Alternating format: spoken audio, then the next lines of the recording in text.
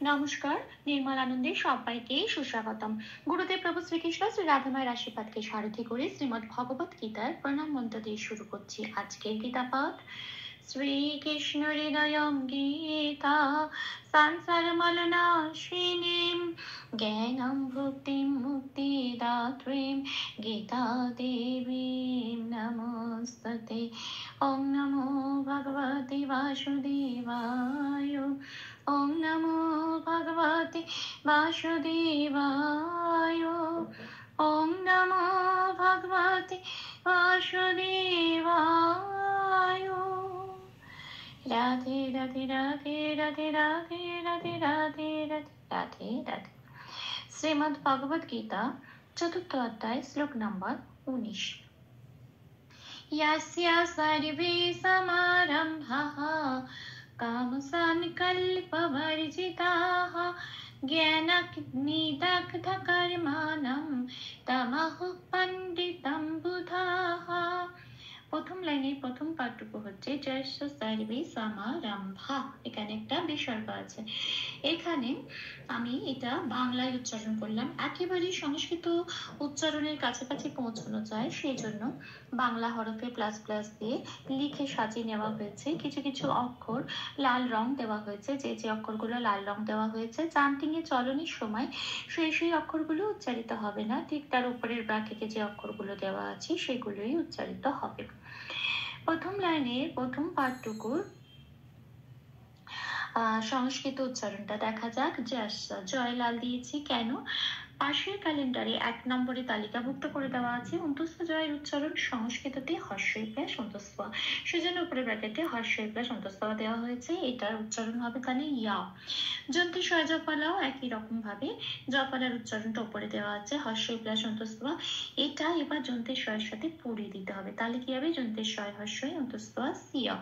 আরেকটা কথা, এখানে যন্ত্রী স্বয়ের উচ্চারণটা বাংলা উচ্চারণের মতো হয় না, সংস্কৃততে যন্ত্রী স্বয়ের উচ্চারণ সারেগামা পায়ের যে সাটা বলি ঠিক সেরকম।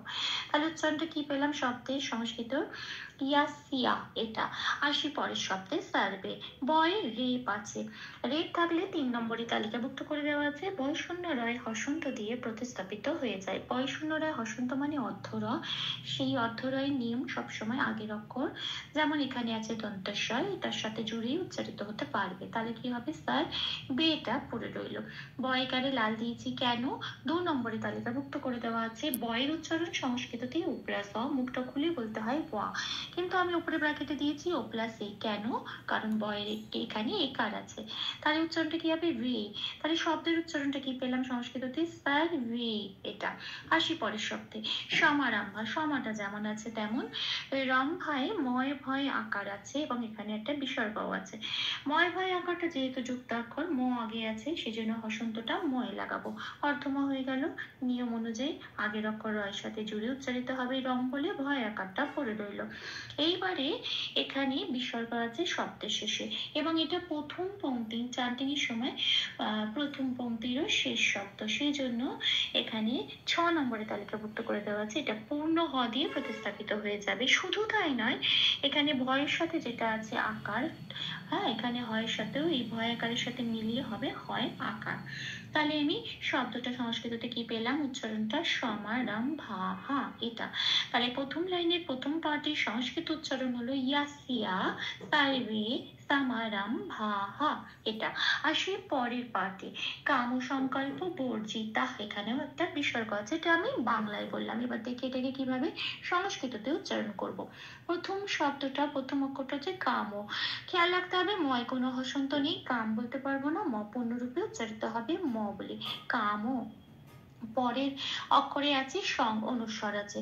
জেনারেলি সংস্কৃততে অনুস্বর থাকলে ময় হসন্ত দিয়ে প্রতিস্থাপিত হয়ে যায়, কিন্তু যদি এই অনুস্বরটা শব্দের মাঝখানে থাকে, শব্দের মাঝখানে থাকলে তাহলে এটা 4 নম্বরে তালিকাভুক্ত করে দেওয়া আছে দন্ত নয় হসন্ত দিয়ে প্রতিস্থাপিত হয়ে যায়। এবার এখানে যদি না পরের অক্ষরগুলো কোনো স্বজাতীয় কিছু থাকে, এখানে পরের অক্ষর স্বয়ের মধ্যে স্বয়ের গ্রুপের কোনো অংশ নেই, এখানে ক আছে, সেই জন্য শব্দের মাঝখানের এই অনুস্বরটা দন্তের নয় হসন্ত দিয়ে প্রতিস্থাপিত হয়ে শব্দটা হবে সান। কাটা যেমন আছে পূর্ণরূপে উচ্চারিত হবে, তারপরের অক্ষর লয় পায়, যুক্ত অক্ষর ল আগে আছে, লয় হসন্ত লাগিয়ে লকে অর্ধ ল বানাবো, কয়ের সাথে জুড়ে উচ্চারণ করব কল, পটা আবার পূর্ণরূপেই উচ্চারিত হবে। বয় লাল দিয়েছি তার কারণ 2 নম্বরে তালিকাভুক্ত করে দেওয়া আছে বয়ের উচ্চারণ সংস্কৃততে ও প্লাস আ, উপরের ব্র্যাকেটে সেটাই দেওয়া হচ্ছে, বলতে হবে ওয়া। আচ্ছা, তারপরে বর্গের জয় রেপ আছে, রেপ থাকলে আগেই বলা হয়েছে 3 নম্বরে তালিকাভুক্ত করে দেওয়া আছে বয় শূন্য রয় হসন্ত দিয়ে সেটা প্রতিস্থাপিত হয়ে যায়। বয় শূন্য রয় হসন্ত মানে অর্ধরা, সেটা এই বয়ের সাথে জুড়ে উচ্চারিত হবে, এখানে তো ব বলতে পারবো না, কি বলবো ওয়ার, এটা বর্গের জয় হর্ষ এটা পড়ে রইল। তো একাটা যেমন আছে তেমন, তারপরে এখানে একটা বিসর্গ আছে, এই বিসর্গটা যে শুধু শব্দের শেষে আছে তা না, শব্দটা কোথায় আছে পংক্তির শেষ শব্দ, সেই জন্য এটাও 6 নম্বরে তালিকাভুক্ত করে দেওয়া আছে পূর্ণ হ দিয়ে প্রতিস্থাপিত হয়ে যাবে, যেহেতু আগের অক্ষরে তয় আকার আছে সেই জন্য তয়াকারের সাথে মিলিয়ে এখানে হবে হয় আকার হা। তাহলে আমি এটা এই পাঠের সংস্কৃত উচ্চারণটা কি পেলাম, কামো সান কল্পা বর্জিতাহা। এটা আসি পরের লাইনে, জ্ঞানাগ্নি দগ্ধ কর্মাণাম, এটা আমি বাংলায় বললাম। এবার দেখি এটুকুনি আমার সেকেন্ড লাইনের প্রথম পার্ট, এবার দেখি এটাকে কিভাবে সংস্কৃততে উচ্চারণ করব। আচ্ছা, গিয়াটা যেমন আছে তেমন একটু ইয়া ঘাসা হয় উচ্চারণটা সংস্কৃততে গিয়া।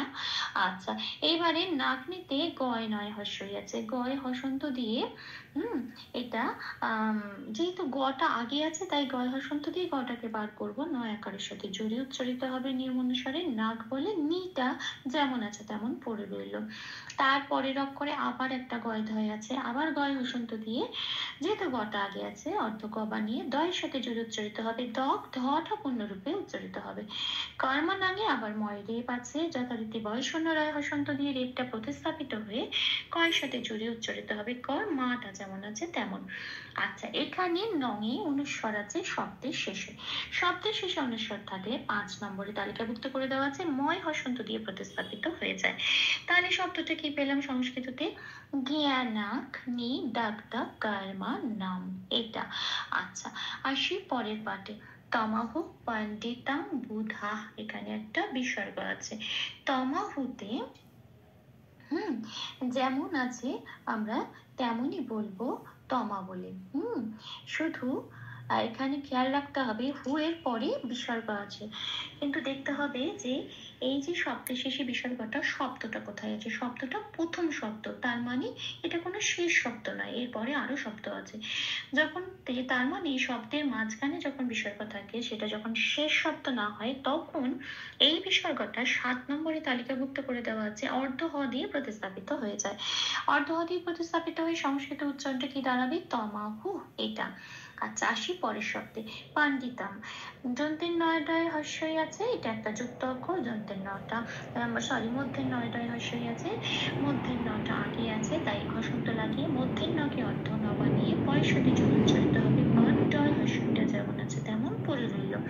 এখানে পাণ্ডিতাঙ্গে অনুস্বর আছে এবং অনুস্বরটা শব্দের শেষে আছে, কাজেই ময় হসন্ত দিয়ে 5 নম্বরে তালিকাভুক্ত করে দেওয়া আছে ময় হসন্ত দিয়ে প্রতিস্থাপিত হয়ে শব্দটা কি হলো পাণ্ডিতাম।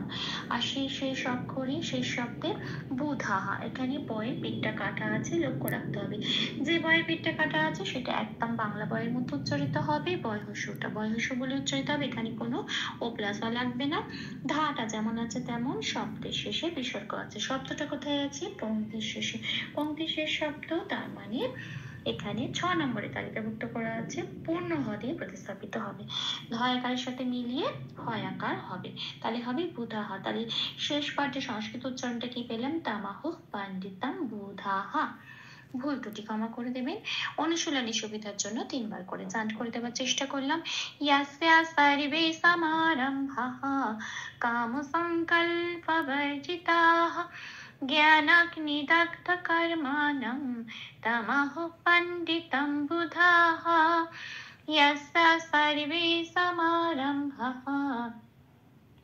कामसङ्कल्पवर्जिताः ज्ञानाग्निदग्धकर्माणं तमाहुः पण्डितं बुधाः यस्य सर्वे समारम्भाः कामसङ्कल्पवर्जिताः ज्ञानाग्निदग्धकर्माणं तमाहुः पण्डितं बुधाः।